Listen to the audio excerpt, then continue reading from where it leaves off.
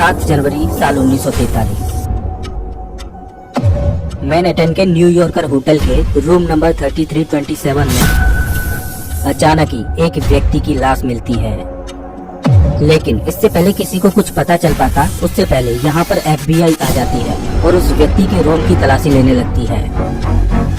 इस रूम में FBI को बहुत सारे साइंटिफिक नोट्स और इन्वेंशंस की बुक्स मिलती है। ऐसे इन्वेंशंस जिनकी मदद से किसी भी युद्ध को जीता जा सकता था। याद कीजिए कि साल 1943 एक ऐसा समय था जब पावरफुल कंट्रीज एक दूसरे की जान लेने पर उतारू थी। लेकिन यूनाइटेड स्टेट्स गवर्नमेंट साधारण से व्यक्ति के होटल रूम में जाकर आखिर छापा क्यों मारेगी? क्या ये मरा हुआ इंसान सच में एक साधारण व्यक्ति था?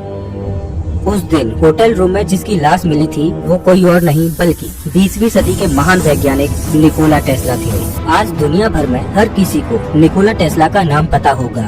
इलेक्ट्रिसिटी और करंट के फील्ड में उन्होंने जो योगदान दिए हैं उसकी मदद से आज पूरी दुनिया चल रही है। लेकिन आज मैं उन इन्वेंशंस की बात नहीं करूंगा जिनके बारे में पूरी दुनिया जानती है। आज मैं निकोला टेस्ला के उन रहस्यमय इन्वेंशंस की बात करूंगा जिन्हें पूरी दुनिया से छुपाया गया था और आज भी उन्हें छुपाए जाने की कोशिश की जा रही है। नमस्कार दोस्तों, मैं हूं श्याम तोमर। स्वागत करता हूं आपका इस वीडियो में। द डेथ रे। निकोला टेस्ला एक ऐसे व्यक्ति थे जिनकी रचनात्मकता की तारीफ उनके बुढ़ापे में भी की जाती थी। बहुत हद तक उनको दुनिया को देखने की नजर उनके पिता ने सिखाई थी। उनके पिता कड़े तौर पर मानते थे कि जंग से किसी भी चीज का हल नहीं निकल सकता। कुछ ऐसी ही सोच निकोला टेस्ला की भी थी।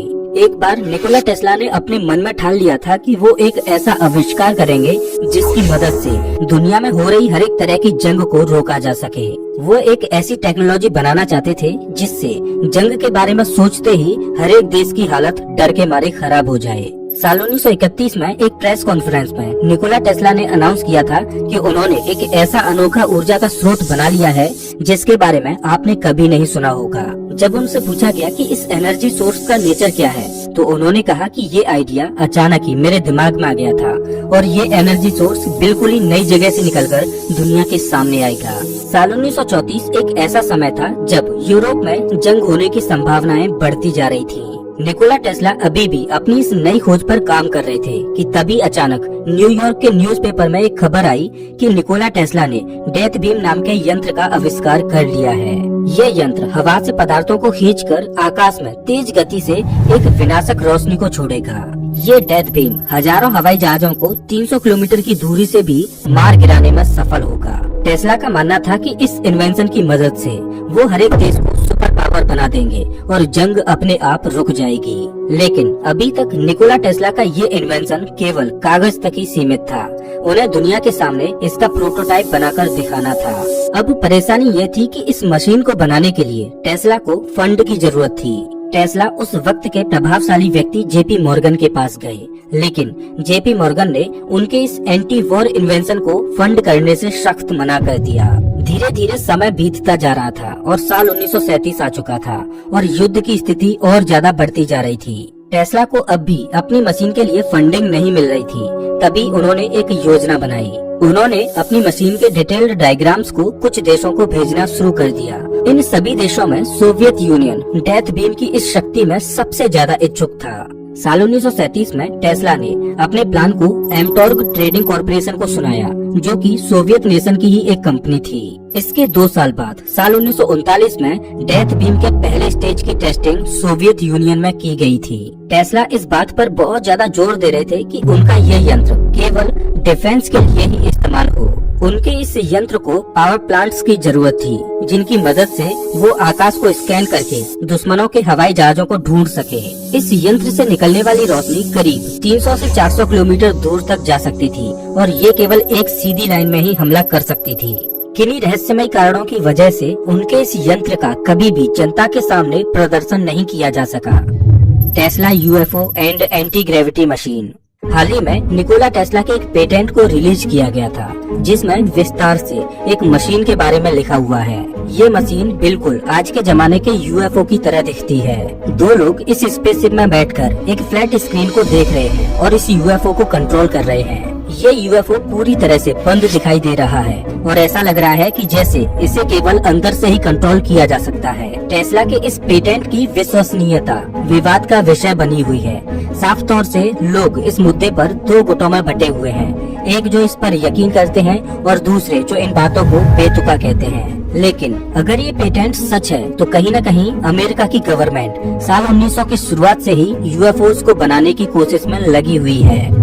Tesla's artificial tidal wave. वैसे तो किसी भी देश की वायुसेना उसकी असली शक्ति को आंकने में मदद करती है, लेकिन टेस्ला के समय में नौसेना बल वो ग्रुप थी जिसकी मदद से दुश्मन देशों की शक्ति को नापा जाता था। इस बात को ध्यान में रखकर टेस्ला ने ऐसी मशीन बनाने की सोची जो सीधा समुद्र की लहरों को ही कंट्रोल कर सके। अपने बहुत सारे लेटर्स के जरिए निकोला टेस्ला ने इन्फॉर्मेशन दी कि वो किसी भी देश की नौसेना को अपने इस आविष्कार से खत्म कर सकते हैं। इस थ्योरी के मुताबिक कई सौ हवाई जहाज ऐसे यूनिक तरह के बॉम्ब्स समुद्र के अंदर छोड़ेंगे जो पानी के अंदर जाते ही बड़े बड़े बबल्स बनाने की क्षमता रखते हों।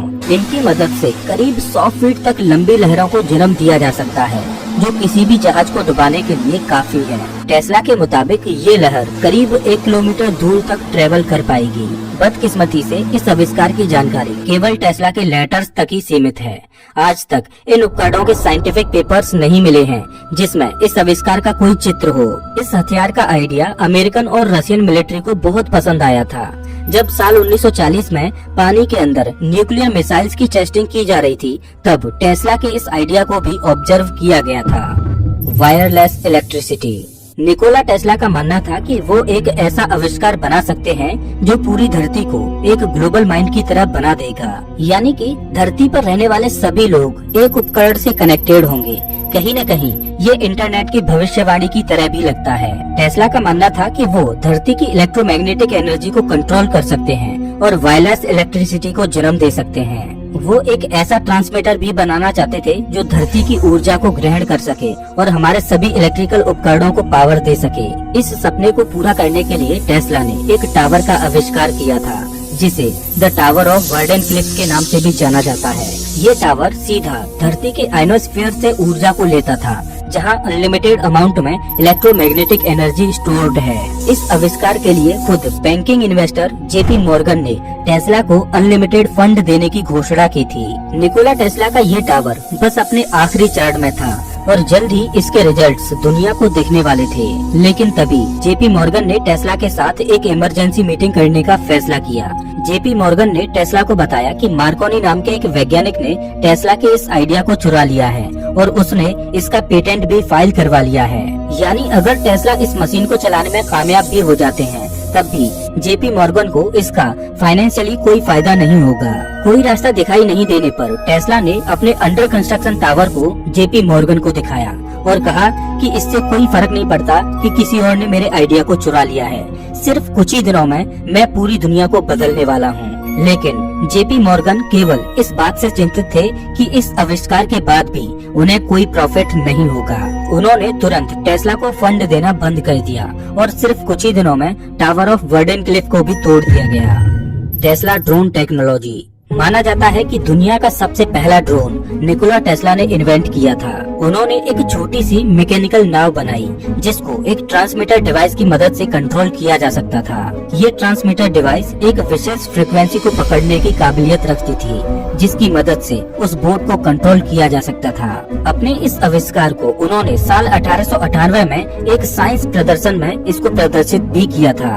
अपने इस तरह के आविष्कारों की वजह से निकोला टेस्ला मानते थे कि वो आगे चलकर रिमोट कंट्रोल हेलीकॉप्टर्स और एरोप्लेन्स बना सकते हैं। शायद निकोला टेस्ला के ऐसे ही आविष्कार उनकी मौत का कारण भी बने थे। उनकी मौत की खबर से पहले ही दुनिया भर में सबको पता था कि निकोला टेस्ला अपनी डेथ बीम पर काम कर रहे हैं, जो एक साथ 10,000 हवाई जहाजों को हवा से नीचे गिरा सकती है। कॉन्स्पिरेसी थ्योरिस्ट का तो ये तक मानना है कि निकोला टेस्ला असल में 7 जनवरी 1943 को नहीं मरे थे, बल्कि उस दिन उन्हें किडनैप कर लिया गया था। उनकी जगह एक हमशक्ल लाश को उस होटल में रख दिया गया था ताकि दुनिया भर में ये बात फैल जाए कि महान वैज्ञानिक निकोला टेस्ला अब नहीं रहे।